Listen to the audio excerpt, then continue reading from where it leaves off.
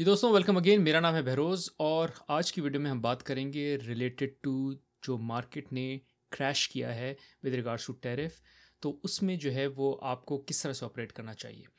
अगर तो आपकी इन्वेस्टमेंट्स हैं मार्केट में तो आपको क्या करना चाहिए, और अगर आपकी इन्वेस्टमेंट्स नहीं हैं और you are a very fresh and new investor और अब आप सोच रहे हैं कि ये तो बहुत डेंजरस सिचुएशन है, क्या मैं इन्वेस्ट करूँ ना करूँ, तो तब आपको क्या करना चाहिए। तो थोड़ा सा बैकग्राउंड ये ले लेते हैं कि मार्केट जो है वो एट बेस्ट और एट मैक्स जो है वो 21 से 22% का डिक्लाइन देख चुकी हैं।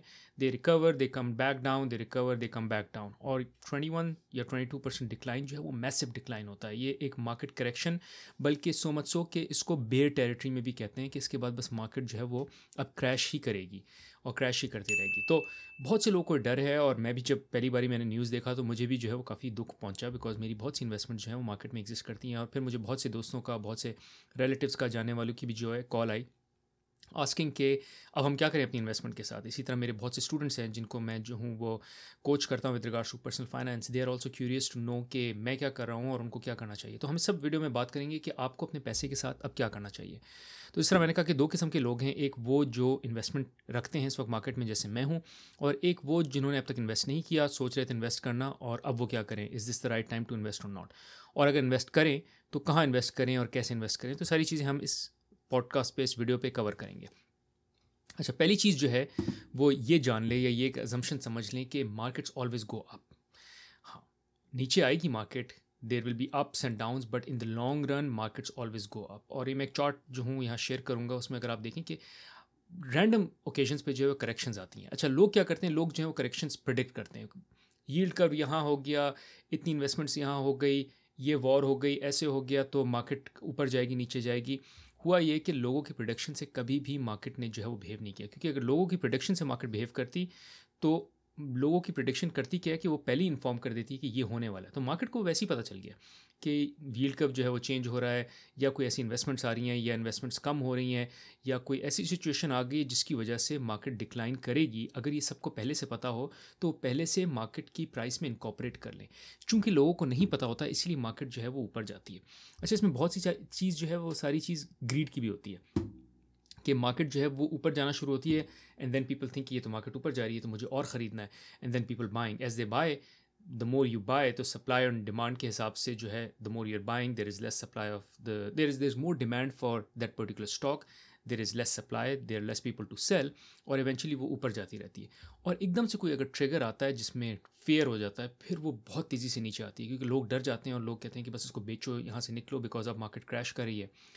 इसमें एक चीज़ और भी जान लें कि जो मार्केट क्रैश करती है उमूमन उस वजह से करती है कि जिन लोगों ने डे ट्रेडिंग का पैसा लगाया होता है, जिन लोगों ने लेवरेज पे पैसा लगाया होता है, उधार पे पैसा लिया हुआ है, वो पैसा लगाया हुआ है, तो उस पैसे की वजह से जो है वो मार्केट डिक्लाइन करती है। क्योंकि जिसने उधार पे पैसा लिया है वो और उधार बर्दाश्त नहीं कर सकता, बिकॉज उसको नहीं पता कि मार्केट रिकवर कर जाएगी अगले 3 महीने में, 4 महीने में, 6 महीने में, साल, 2 साल।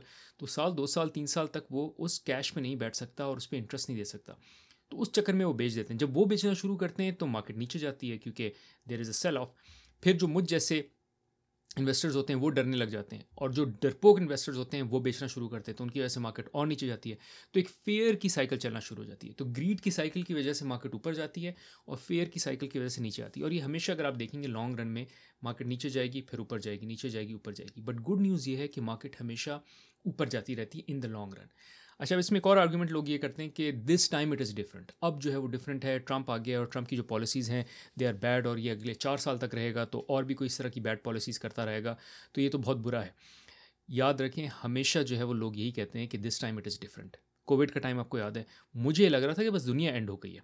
Like I would even fear going out. मुझे लगता था कि मैं बाहर वॉक करने भी जाऊंगा तो बस जो है कोई वायरस मुझ पर अटैक कर देगा। इन द इनिशियल डेज इतना डर बैठ गया था, और उस डर की वजह से मैं बहुत से ऐसे लोगों को जानता हूँ जिन्होंने जो है वो अपनी इन्वेस्टमेंट्स बेच डाली, यही सोच के कि बस this is the end of the world, अब ये वायरस रहेगा, पता नहीं कितने लोग मर जाएंगे, शायद 3 4 5 साल तक हम इसकी कोई रिकवरी ना देख सकें, and I can't hold on to my losses for this long, I rather sell. या फिर उनको ये लगा कि अगर अभी हम बेच देंगे तो मार्केट तो इससे और नीचे जाएगी, अभी बेच देंगे, मार्केट को और नीचे जाने दो, फिर जब मार्केट नीचे जाएगी तो हम उसको परचेज करेंगे at a low. So let's say आपने 100 का ख़रीदा था, अब वो 80 का आ गया है, और आप कह रहे हैं let's sell it at 80 because market जाएगी 60 पे, जब ये 60 पे जाएगी तो मैं इसको ख़रीद लूँगा। अच्छा, मार्केट फिर 80 से आ जाती है 70 पे, आप बोलते हैं देखा मैंने कहा था नीचे जा रही है, 60 पे आने दो। मार्केट आ जाती है 65 पे, आप बोलते हैं अच्छा 60 पे आ जाए। जैसे ही 60 पे आती है आप शायद थोड़ा सा ख़रीद भी लेते हैं, और उसके बाद जो है before you can invest back all the money it just goes back to 90। अब आपने बेचा 80 पे है और 90 पे वापस मार्केट चलेगी। अब आप कह रहे हो ये तो मार्केट वापस 90 पे आ गई, चलो 100 से तो सस्ता है, let me go back in. And I know so many people who did this. और ये भी जान ले कि जो डाटा कहता है वो ये कहता है कि S&P 500 की अगर हम एग्जांपल ले लें कि S&P 500 ने हिस्टोरिकली 10 से 11% रिटर्न डिलीवर किया, बट ऑन एवरेज जो लोग S&P 500 में भी इन्वेस्ट करते हैं वो भी 10 से 11% रिटर्न नहीं बना पाते। Now this is very strange. क्यों ऐसा? इसलिए है क्योंकि वो हमेशा इन एंड आउट कर रहे होते हैं। ग्रीड की वजह से वो महंगा खरीद रहे होते हैं, फेयर की वजह से वो सस्ता बेच रहे होते हैं। और अगर चंद मुझे इवेंट्स जो हैं वो अपने फिंगर टिप्स पे गिननी हो तो .com बबल था, उसमें जो है मार्केट सिग्निफिकेंटली डिक्लाइन की, उसके बाद फिर रिकवर की। 2008 फाइनेंशियल क्राइसिस था, उसके बाद फिर रिकवर की। उसके बाद जो है वो कोविड क्राइसिस था, फिर रिकवर की। फिर इन्फ्लेशन क्राइसिस था, उसके बाद फिर रिकवर की।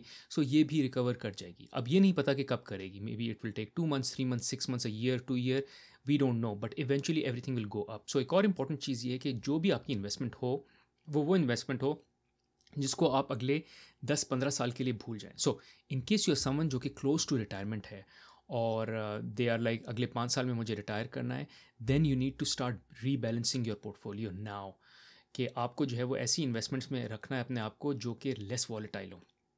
Hence these investments in the stock market is for the long term. If you are in the short term, that is you want your money in next 5 years or less, then you should not be investing in risky assets.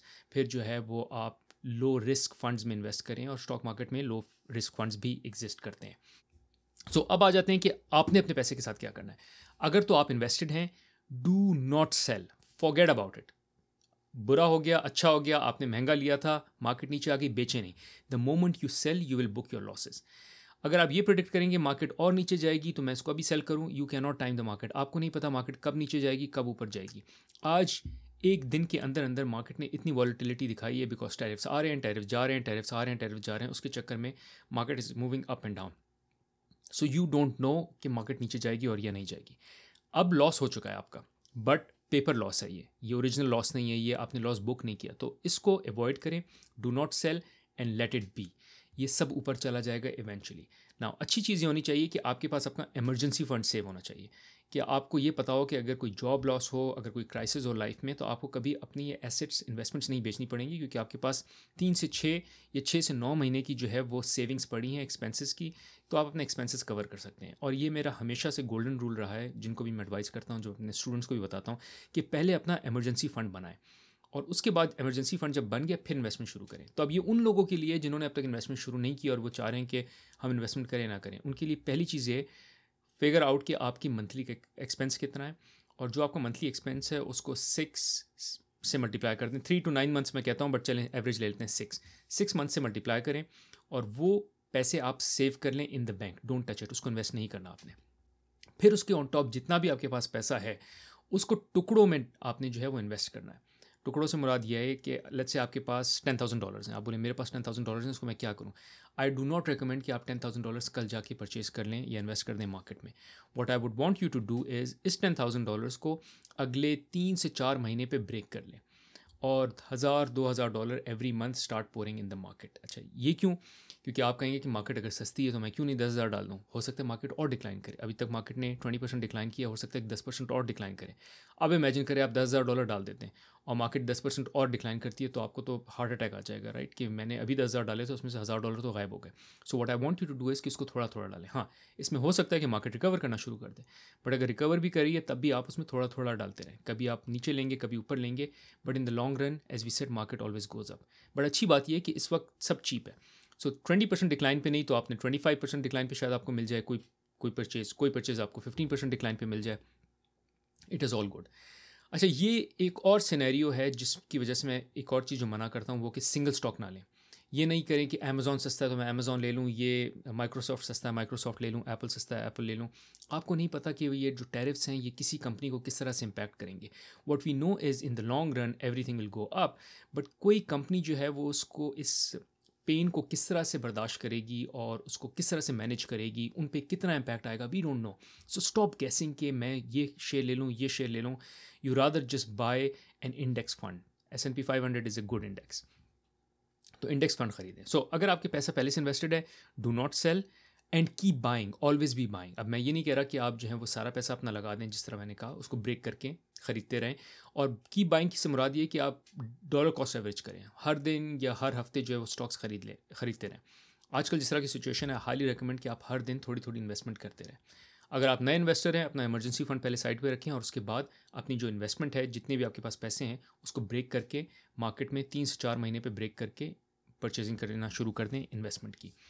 इसके लिए मैंने एक अलग से course भी बनाया है जिसमें मैं बिल्कुल ये एक्सप्लेन करता हूँ कि आपको किस तरह से परचेज़ करना है, आपको जो है कहाँ इन्वेस्टमेंट्स करनी है। तो I go in much deeper depth versus I can go in this particular video. So I will leave the link to that course in the description of this video. अच्छा, इसमें एक चीज़ और मैं बताता चलूँ कि a good time to sell a bad investment is a bad time, which is कि जब टाइम बुरा होता है तब अच्छा वक्त होता है अपनी कोई भी बुरी इन्वेस्टमेंट को बेचने का, क्योंकि सब डिस्काउंट पे। तो लेट्स से मैंने कोई ऐसी इन्वेस्टमेंट कर ली थी, मुझे नहीं पता था, मैंने एक सिंगल स्टॉक ले लिया था किसी ऐसी कंपनी का जो कि ज़्यादा नोन नहीं है, और अब वो नीचे आ गई है, बट मार्केट भी नीचे आ गई है।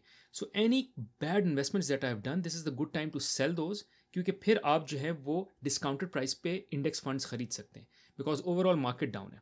अगर यही बैड इन्वेस्टमेंट जो है आप किसी अच्छे टाइम में निकालने की कोशिश कर रहे हो तो बहुत मुश्किल होगा, बिकॉज आपकी जो मार्केट है इट इज़ अप, आपकी जो इन्वेस्टेड है in the bad investment it is low, उसको बेच के क्या खरीदेंगे? The market which is already up, it's you'll getting a loss here, plus you are buying something which is expensive. अब तो सब चीप मिल रहा है, सब डिस्काउंट में मिल रहा है। So in case you are holding on to any bad investments, this is a good time to sell your bad investment and move to index fund. और बैड इन्वेस्टमेंट्स मेरे हिसाब से जो हैं वो सिंगल स्टॉक्स होती हैं। कोई भी अगर आपने सिंगल स्टॉक लिया हुआ है, this is good time to sell दो single stocks and move into index fund. Now वो डिपेंड करता है कि सिंगल स्टॉक किस कंपनी का है। अगर वो किसी बहुत स्ट्रॉन्ग कंपनी का है जो कि रिसेंटली अच्छा ही परफॉर्म कर रही है, so I rather let it be, but eventually आपको करना ये है कि आहिस्ता आहिस्ता सिंगल स्टॉक से निकलना है और इंडेक्स फंड में एंटर होना है। अच्छा, इसमें एक चीज़ मैं और भी बताता चलूँ with regards to where to invest. Most of your investment I recommend should be in S&P 500 because S&P 500 का track record बहुत अच्छा है, historically 10 to 11% return. However, I still recommend कि आपका जो है वो at least 20% of your investments should be even more diversified. So even more diversified से मुराद ये कि वो US से भी बाहर invested हो। Although I would argue कि US में भी जब आप इन्वेस्ट करते हैं S&P 500 में, तो बहुत सारी कंपनीज 500 S&P में ऐसी हैं जो कि बाहर दुनिया में भी ट्रेड कर रही हैं, उनके बिजनेसेस हैं। Let's say Apple, let's say P&G, ये वो कंपनीज़ हैं जिनकी ऑफिसेज बाहर दुनिया में भी हैं। तो इनके रिटर्न्स या इनकी अर्निंग्स सिर्फ यूएस पे डिपेंडेंट नहीं है, इनकी अर्निंग्स और रिटर्न्स ऑल्सो डिपेंडेंट कि चाइना कैसे परफॉर्म कर रहा है, इंडिया कैसे परफॉर्म कर रहा है, और एशिया, लैटिन अमेरिका, ये सब कैसे परफॉर्म करें। सो इन एनी केस जब आप यूएस की मार्केट में S&P 500 में इन्वेस्ट कर रहे होते हैं तो आपको थोड़ी सी डाइवर्सिफिकेशन मिल जाती है, बट आई वुड रिकमेंड कि it's good to even diversified slightly more, and you can also purchase some non-US equities as well.